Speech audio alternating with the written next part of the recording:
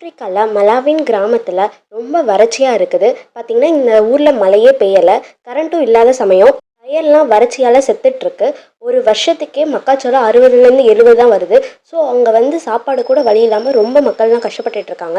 பார்த்தீங்கன்னா 3 வேளை கூட அவங்களால சாப்பிட முடியாம மக்கள்லாம் கஷ்டப்பட்டுட்டு வராங்க. இதே கிராமத்துல வில்லியம்னு ஒரு சின்ன பையன் இருக்கான்.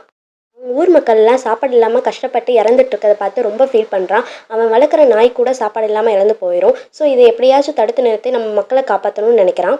எங்க பார்த்தாலும் மக்கள் வந்து பசியினால ஒருத்தர் ஒருத்தர் அடிச்சுக்கிட்டு, வீடு புகுந்து திருடிட்டு போறாங்க. தானியம், பயிர் வகைகள திருடிக்கிட்டு மக்கள் பிச்சை எடுத்து ரொம்ப கஷ்டப்பட்டுட்டு இருக்காங்க. இந்த சமயத்துல வில்லியம் வந்து அவங்க சயின்ஸ் டீச்சரோட சைக்கிள்ல வந்து லைட் வந்து கரண்ட் இல்லாம எரியத பார்க்குறான். ஸோ இது எப்படின்னு அவர்கிட்ட கேட்டு தெரிஞ்சுக்கிறான்.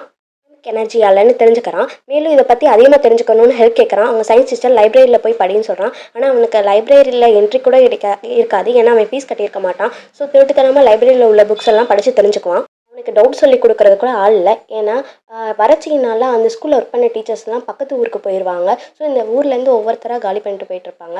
ஸோ இவனாவே அவன் புக்ஸ் எல்லாம் ரெஃபர் பண்ணி, இவனாவே வந்து விண்ட் எனர்ஜி மூலியமா அந்த எனர்ஜிய வச்சு பேட்டரிக்கு கரண்ட் குடுத்து, அது மூலியமா தண்ணி பாஸ் பண்ணலாம். ஸோ எப்போ மழை காலமா இருந்தாலும் சரி, மழை இல்லைனாலும் சரி, பயிர்கள விளைவிக்கலாம் அப்படின்னு நினச்சு ஒரு ரிசர்ச் கண்டுபிடிக்கிறான். இதுக்கு நடுவுல என்ன ஆகுதுன்னா, 3 வேள அவங்க சாப்பாடு சாப்பிட்டுட்டு இருந்தத ஒரு வேளையா மாத்திக்கணும். நம்மகிட்ட ரொம்ப தானியம்லாம் கம்மியா இருக்குன்னு அவங்க அப்பா சொல்றாங்க. இத கேட்டு அவங்க அக்கா ரொம்ப ஃபீல் பண்றாங்க. அந்த சின்ன பையன் வந்து அவங்க அக்காவும் அந்த சயின்ஸ் டீச்சரும் லவ் பண்ணுவாங்க. ஸோ உங்க ஆள்கிட்ட சொல்லி எனக்கு அந்த டைனமோ மட்டும் வாங்கி குடு. நான் எப்படியாச்சும் விண்ட் மில் மாதிரி கிரியேட் பண்ணணும்னு சொல்றான். இவங்க அக்கா வந்து ஃபர்ஸ்ட்டு வந்து லவ் பண்ணவர் கூட போயிடலான்னு நெனைப்பா. அப்புறம் வந்து வீட்ல உள்ளவங்க சம்மதம் இல்லாம போக்கூடாது அப்படின்னு நினச்சிட்டு இருப்பா. ஆனா இப்போ ரொம்ப வறட்சிய பார்த்துட்டு 3 வேள கூட சாப்பாடு இல்லாம இருக்கிறனால, சரி நம்ம போனா நம்ம வீட்ல உள்ள கஷ்டமும் குறையும். அவங்களும் கொஞ்சமாச்சும் சாப்பிட்டுக்குவாங்கன்னு நெனச்சு அந்த சயின்ஸ் டீச்சர் கூடயே போயிருவா. ஸோ தம்பி கேட்ட மாதிரி டைனமோ வாங்கி வச்சுட்டு போயிருவா.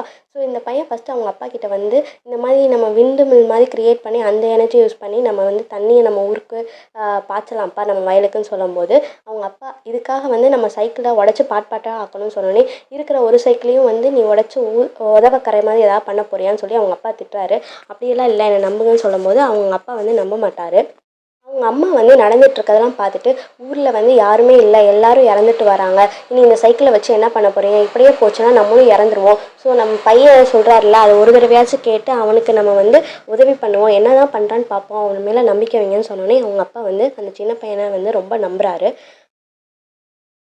ஃப்ரெண்ட்ஸோட ஹெல்ப் மூலியமா இவங்க வந்து விண்ட் எனர்ஜியை வந்து கிரியேட் பண்ணிட்டு இருக்காங்க. விண்டு மில் மாதிரி கொஞ்சம் கொஞ்சம் எலக்ட்ரானிக் பார்ட்ஸ், தெருவில் கிடக்கிற வேஸ்ட் பார்ட்ஸ், பேட்டரிஸ்லாம் எடுத்துகிட்டு வந்து ஒன்றுமே இல்லாமல் உட்காந்து இவங்களா வந்து கிரியேட் பண்ணி தண்ணியில் வந்து விட்டு, அந்த எனர்ஜி மூலயமா பேட்ரி வந்து ஒர்க் ஆகி அப்படியே வந்து தண்ணி வந்துடும். இதை பார்த்து எல்லாருமே ரொம்ப சந்தோஷப்படுவாங்க. பயிரெலாம் எப்படி கருகிட்டு இருந்துச்சோ அது நல்லா வந்து வளர ஆரம்பிக்கும்.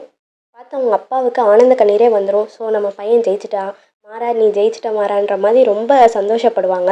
ஸ்கூலுக்கு கூட ஃபீஸ் கட்ட முடியாமல் ஸ்கூலை விட்டு நிறுத்தி படிக்கிறதுக்கு கூட வழி இல்லாமல் திருட்டுத்தனமாக படித்து தம் மக்களுக்காக ஏதாச்சும் நம்ம பண்ணணும், நம்ம ஊரை காப்பாற்றணும்னு நினச்சி ரொம்ப போராடி வந்து வில்லியம் வந்து ஜெயிச்சிருப்பார். இது வந்து கதை மட்டும் இல்லை, உண்மையான ஸ்டோரி. அதாவது ஆஃப்ரிக்காவில் மலாவின்ற ஸ்டேட்டில் வந்து இது உண்மையாகவே நடந்திருக்கு. அந்த பையன் வந்து அதுக்கடுத்து வந்து அமெரிக்கா யூனிவர்சிட்டியில் கோல்டு மெடலிஸ்ட்டும் வாங்கியிருக்காங்க. ஸோ நம்ம எந்த சூழ்நிலையாக இருந்தாலும் நம்மக்கிட்ட ஒன்றுமே இல்லைன்னாலும் நம்ம நினச்சா முடியும்னு நினச்சோம்னா நம்ம லைஃப்பில் எல்லாமே நடக்கும்ன்றதை இந்த ஸ்டோரி வந்து இன்னொரு தடவை நிரூபிச்சிருப்பாங்க. இந்த பையனுக்கு நிறையா கண்ட்ரியில் ஸ்காலர்ஷிப் கொடுத்து படிக்க வச்சு கோல்டு மெடலிஸ்ட்டும் வாங்கியிருப்பான். ஆனாலும் இந்த பையன் வந்து இன்னும் அவங்க கண்ட்ரிக்காக செய்யணும்னு சொல்லி இன்னும் கூட இப்போ கூட வந்து அவங்க கண்ட்ரிக்கு தான் ஹெல்ப் பண்ணிகிட்ருக்காரு.